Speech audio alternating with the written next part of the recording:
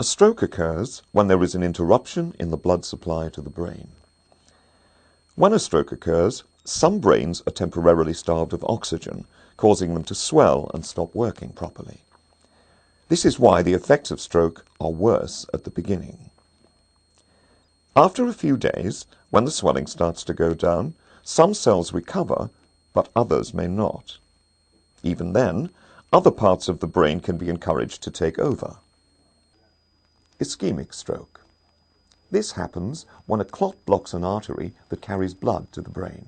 It may be caused by a blood clot which has formed in the main artery to the brain, a blockage caused by a blood clot, air bubble or fatty lump forms in a blood vessel somewhere in the body and is carried in the bloodstream to the brain, a blockage in the tiny blood vessels in the brain.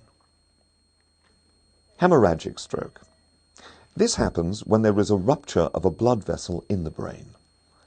It may be caused by a blood vessel which bursts inside the brain, a blood vessel which bursts on the surface of the brain and bleeds into the area between the brain and the skull. It is important to understand that no two people are affected by stroke in the same way. Some people have only mild effects which improve in a short time. Others may suffer more serious and long-term effects. The effect of a stroke on a person depends on which part of the brain has been affected and how much damage has been caused. The brain has two sides, hemispheres. The messages, nerve signals, cross over at the base of the brain.